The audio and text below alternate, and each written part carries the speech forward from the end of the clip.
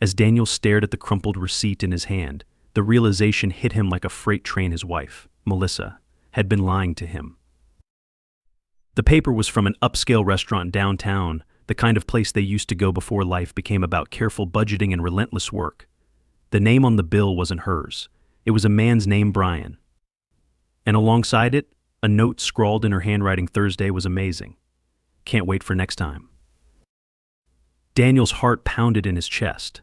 His mind reeled, trying to piece together how the woman he had built a life with, the woman who mocked his career as pathetic and uninspiring, had been sneaking around behind his back while enjoying every ounce of comfort his paycheck provided. Melissa hadn't worked in years. She had stepped down from her marketing job shortly after they got married, saying it was to focus on building their future. Daniel had agreed, confident in his ability to support them both. He had made sacrifices, long hours, a job that drained him, but he had done it willingly, believing they were a team. That team spirit started to crack about 2 years in. Melissa began making snide comments about his job as an aerospace engineer. "Wow, Daniel, still working on those boring satellites," she would say, her tone dripping with sarcasm. "When are you going to do something exciting? Like, I don't know, start a business or aim higher?" He brushed it off at first, thinking maybe she was restless being at home. But the remarks became more frequent, more cutting. She mocked his colleagues, laughed at his modest wardrobe, and constantly compared him to her friends' husbands, who worked in finance or real estate. Still, Daniel stayed committed. He loved her, or at least he loved the version of her that he thought still existed somewhere beneath the surface. But now, holding that receipt, he realized he'd been a fool. Melissa wasn't just unhappy with his career. She was using him. Living in the house he paid for, spending his money on spa days and expensive lunches, while sneaking off to be with someone else. Daniel didn't confront her immediately. Instead, he began observing her more closely. Over the next few weeks, he noticed the patterns he had ignored before the sudden urge to grab groceries. Late at night, the way she'd tilt her phone screen away when she texted, and the new lingerie she had purchased despite having little interest in their marriage's physical side for months. The final straw came one Saturday afternoon when she claimed to be going to a yoga class. Daniel followed her. He wasn't proud of it, but he needed the truth. He parked his car a block away and watched as Melissa walked into a trendy cafe and met Brian, the same name from the receipt. Brian was tall, muscular, and dressed in a tailored blazer. They hugged, and Daniel's stomach churned as Melissa leaned up to kiss him. For a moment, he considered confronting them right then and there, but something stopped him. He didn't want a public scene, and frankly, he wanted more than just a fleeting interaction to go on. He needed undeniable proof. That night, while Melissa was in the shower, Daniel accessed her tablet, which was linked to her phone. It took less than 5 minutes to find a string of incriminating texts. Melissa said, "Can't stop thinking about Thursday. You're incredible. Brian said you deserve someone who treats you like the queen you are, not some boring dude stuck in the 9-to-5 grind." Daniel clenched his fists. This man, who didn't know the first thing about him, was disrespecting him behind his back. But Melissa's response hit even harder. Melissa said, "Ugh, I know. I don't even know why I stayed with him this long. He's so dull. All he does is work and talk about stupid satellites. You're the only one who makes me feel alive." Daniel felt a wave of anger and disgust wash over him. She had mocked him, belittled him, and now she was saying she only stayed with him for convenience. For a moment he sat in stunned silence. Then, a new resolve took hold. If Melissa thought she could have everything, his money, his home, and her lover, she was about to learn how wrong she was. The next morning, Daniel began making plans. Quietly, methodically, he started untangling their lives. The house, which Melissa often bragged about to her friends, was in his name alone. She had never cared to read the fine print when they bought it. The car she drove, also purchased with his earnings, and their joint bank account, Melissa had drained more from it than he'd realized. Daniel met with a lawyer the following week to initiate divorce proceedings. He made it clear that he wanted no drawn-out battles. He had the evidence of her infidelity, and he wasn't going to let her manipulate him anymore. At home, he acted as though nothing had changed. He smiled when she talked about her yoga classes and nodded along as she complained about how boring his job was. Inside, he was burning, but he kept it contained. 2 weeks later, Melissa received the divorce papers. "What the hell is this?" she demanded, waving the documents in his face. "A divorce petition," Daniel said calmly. "Why? What are you talking about?" She looked genuinely stunned, as though the idea of him leaving her had never crossed her mind. "I know about Brian," Daniel said, his voice cold and firm. "I know about the texts, the lunches, the lies. I know how you've been mocking me while living off my money. It's over, Melissa." Her face went pale. You went through my phone? That's a violation of my privacy." "Don't even try to play the victim," Daniel snapped. "You're the one who betrayed me. You cheated, lied, and treated me like garbage. You've been living off me while running around with another man. Did you really think I wouldn't find out?" Melissa stammered, struggling to find the right words.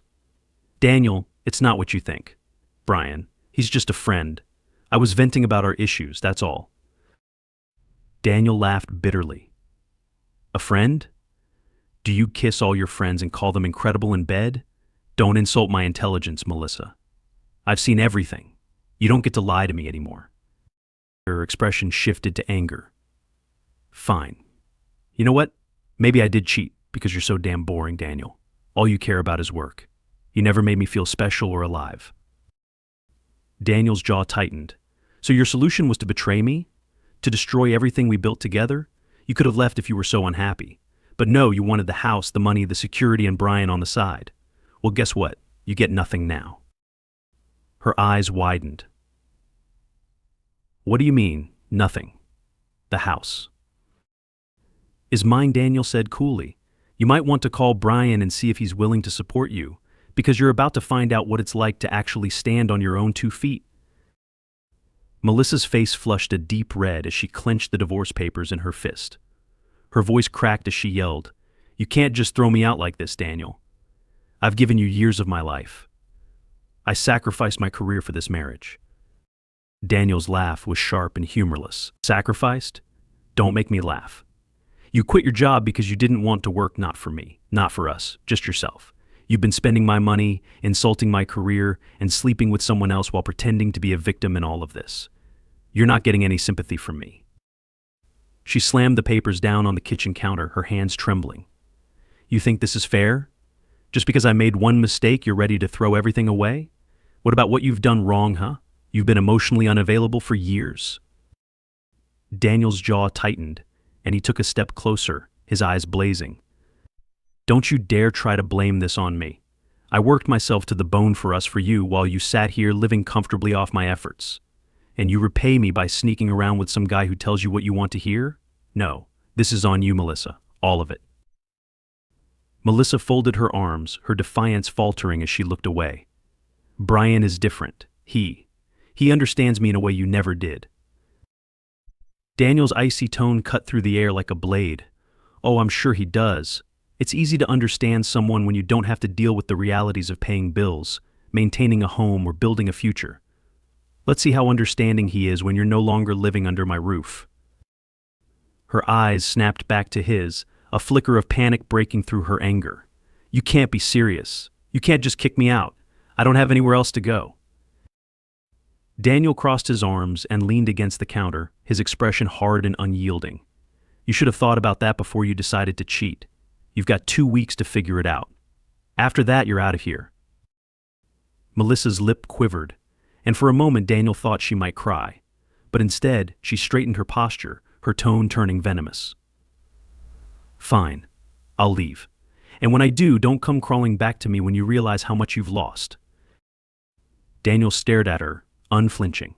"The only thing I've lost is the illusion of the woman I thought I married. And trust me, I'll be better off without her."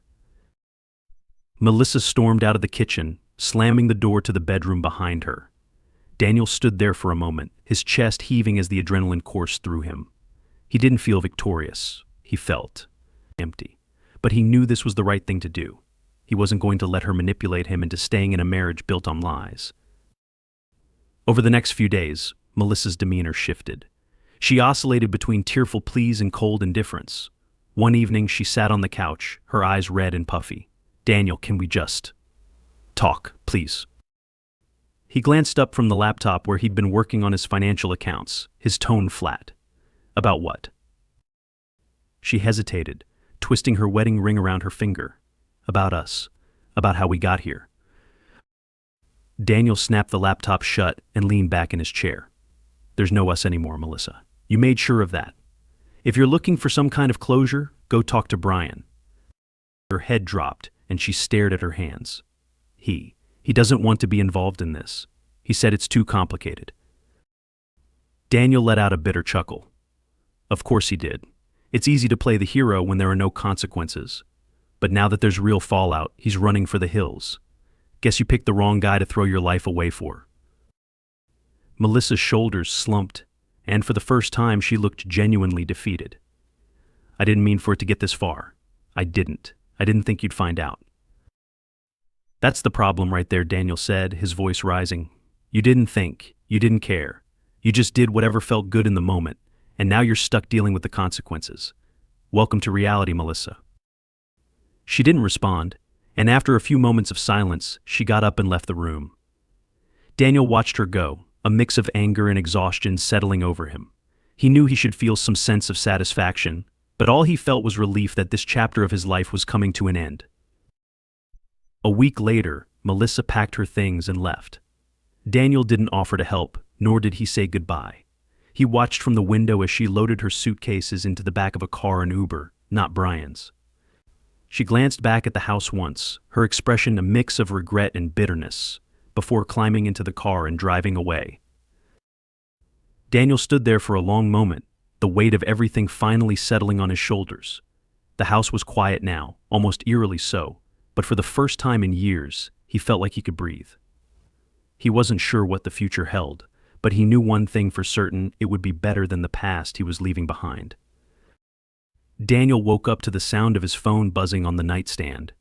He groaned, rubbing his face before glancing at the screen. It was a text from an unfamiliar number. Brian said, "I think we need to talk." About Melissa. Daniel's grip on the phone tightened. He stared at the message for a moment before scoffing and tossing the phone onto the bed. The audacity of this guy. After everything, now he wanted to talk. Daniel had no interest in entertaining Brian or his excuses, but curiosity gnawed at him. Against his better judgment, he replied. Daniel said, "What could you possibly have to say to me?" The reply came almost instantly. Brian said, "I didn't know she was married when this started. Meet me at the coffee shop on Main. It'll be worth your time." Daniel hesitated, his finger hovering over the screen. He didn't owe Brian anything, but the fact that he didn't know about the marriage intrigued him. Was that true, or was this just a ploy to clear his own conscience?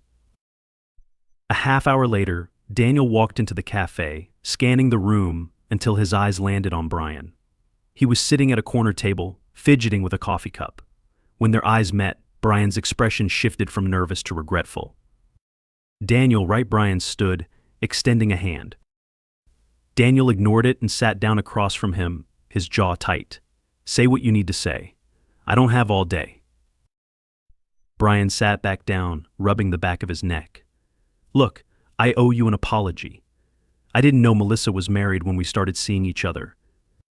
Daniel raised an eyebrow, his voice cold. "And when did you find out?" Brian hesitated, his gaze dropping to the table. "A couple of months ago." Daniel let out a sharp laugh, leaning forward. "A couple of months ago? And you just kept going? Spare me the noble act, Brian. You knew, and you didn't care." Brian's face flushed, and he stammered, I didn't know how to end it. She kept saying she was unhappy, that you didn't treat her right. She made it sound like she was trapped." Daniel's eyes narrowed. "Trapped? Funny, considering I'm the one who paid for everything while she lived like a queen. But of course you believed her.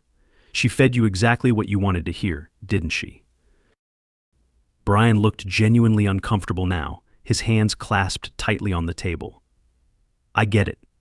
I messed up, but she lied to both of us. I didn't come here to defend myself. I came to warn you."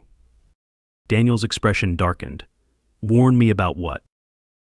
Brian leaned in, lowering his voice. "She's not done with you, Daniel. She said she's going to fight for the house, for everything. She's been talking to someone about how to make your life hell. Daniel clenched his fists under the table. Of course she is. That's classic Melissa, always looking for a way to twist the knife. Brian sighed, running a hand through his hair. I broke it off with her last week. She didn't take it well. She said if she can't be happy, then neither can you. Daniel's jaw tightened, his pulse pounding in his ears. Let her try. She's in for a rude awakening. Brian hesitated before adding, I'm sorry. For everything. I should have walked away the second I found out. Daniel stood abruptly, glaring down at Brian. You're right, you should have. But it's too late for apologies now, isn't it? He turned and walked out, leaving Brian sitting there looking defeated. Back at home, Daniel immediately called his lawyer, relaying everything Brian had said. I want to make sure she has no leverage. I don't care what she's planning, she's not getting a dime more than she deserves. His lawyer assured him that everything was airtight. Melissa had no claim to the house or his assets, not with the evidence of her affair. But Daniel wasn't taking any chances. He began documenting everything: conversations, texts, even her recent spending habits. A week later, Melissa showed up unannounced. Daniel opened the door to find her standing on the porch, her face a mixture of desperation and defiance. What do you want? He asked, blocking the doorway. We need to talk, she said, her voice trembling. I have nothing to say to you, Daniel replied, his tone as cold as the winter air. Melissa pushed past him, stepping inside. You can't just shut me out like this, Daniel. We were married for 8 years. That has to mean something. Daniel closed the door and turned to face her, his expression hard. It did mean something, Melissa, until you threw it all away. She crossed her arms, her voice rising. I made a mistake, okay? But I don't deserve to be treated like garbage. You're acting like you're perfect, like you didn't have any role in this. Daniel laughed bitterly. Oh, I had a role. All right. I was the guy who worked 60-hour weeks to give you a comfortable life. I was the guy who ignored your constant insults because I thought maybe you were just going through a phase. Turns out I was just the guy you used until something better came along. Tears welled up in her eyes, but Daniel didn't falter. I'm not here to argue, she said, her voice cracking. I just want to know if there's any chance for us to fix this. Daniel's jaw tightened, and he shook his head slowly. There's nothing to fix. You made your choice, Melissa. Now you have to live with it. She reached out as if to touch his arm, but he stepped back, his gaze unwavering. You should go. There's nothing left for you here. Melissa hesitated, her lip trembling, before turning and walking out the door. Daniel watched as she got into her car and drove away, his chest heavy but resolute. 2 months later, the divorce was finalized. Melissa walked away with nothing more than what she had brought into the marriage, which wasn't much. Daniel, on the other hand, felt a newfound sense of freedom. He didn't look back. Daniel sat at his desk in the den, surrounded by stacks of folders and paperwork. The sound of the printer hummed faintly in the background as he went through the final checklist for his financial audit. The divorce had drained him, but it also gave him clarity. It was time to secure everything he had worked so hard to build. The doorbell rang, cutting through the quiet of the house. Daniel frowned. He wasn't expecting anyone. He got up, heading to the door. When he opened it, Melissa stood there, her expression tight, her arms crossed over her chest. She looked different, not as put together as she usually was. Her hair was unkempt, and her clothes were wrinkled. What do you want? Melissa, Daniel asked, his tone sharp and unwelcoming. She stepped forward, but Daniel didn't budge, keeping the door partially closed. I need to talk to you, she said, her voice edged with desperation. We've had all the talks we're going to have, he said. Unless this is about something specific, you're wasting your time. It is specific, she shot back. Her voice cracked slightly, and she took a shaky breath. I've got nowhere to go, Daniel. I've been staying with a friend, but it's not working out. I need help. His eyes narrowed. Help? Are you serious? After everything you've done, you think I'm going to swoop in and save you? Melissa's expression hardened. I'm still your wife. You were my wife, Daniel corrected, his tone icy. Now you're just someone who betrayed me. And if you think I owe you anything, you're delusional. You don't understand, she said, her voice rising. Brian's gone. I have nothing, no money, no job. You can't just leave me like this. Daniel let out a mirthless laugh. Oh, I understand perfectly. You made your bed, Melissa. You chose to ruin this marriage, and now you're reaping what you sowed. It's not my job to fix your mess. Melissa's jaw clenched, and for a moment she looked like she might lash out. Instead, she exhaled sharply and said, "You're heartless. After everything we've been through, you're just going to watch me fall apart." Heartless, Daniel repeated, his voice rising. You called me boring. You said I was nothing but a paycheck. Now you want to stand here and guilt me into helping you? Get real, Melissa. Her face crumpled, but Daniel didn't waver. He leaned against the doorframe and crossed his arms. Do you know what the funniest part of all this is? You left me for someone who couldn't even stick around when things got tough. Brian ran the second he realized you were more trouble than you were worth. That's not my problem. That's yours. Tears welled up in her eyes, but Daniel's expression remained cold. Please, Daniel, she said quietly. I don't have anyone else. Not my problem, he said flatly. Now leave. He closed the door in her face without another word, ignoring the muffled sound of her crying on the other side. He stood there for a moment, his heart pounding, before heading back to his desk. He had work to do, and he wasn't about to let her disrupt his life again. The next day, Daniel received a call from his lawyer. Melissa's attorney filed a last-minute motion. She's claiming she's entitled to a portion of your savings based on the length of your marriage. Daniel's grip tightened on the phone. She signed the settlement. She agreed to the terms. She can't just come back and change her mind. She's claiming duress, the lawyer continued. It's a long shot, but we need to be prepared. Daniel slammed his hand on the desk, his frustration boiling over. This is unbelievable. She already took enough from me. I'm not letting her take another cent. Don't worry, the lawyer said calmly. We'll handle it. Just be ready to provide any documentation that proves she agreed willingly. Over the next week, Daniel gathered every email, text message, and signed document related to the divorce. He even found a recording of one of their earlier conversations where she had agreed to the terms without coercion. When the court date arrived, Daniel walked in with his head held high, his lawyer by his side. Melissa sat at the plaintiff's table, looking disheveled and defeated. Her attorney made a feeble argument about her financial struggles and how she had been pressured into signing the settlement. Daniel's lawyer countered with the mountain of evidence, including the recording.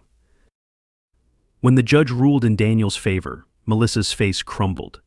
She glanced at Daniel as if she expected him to show some sign of remorse or pity, but he offered none.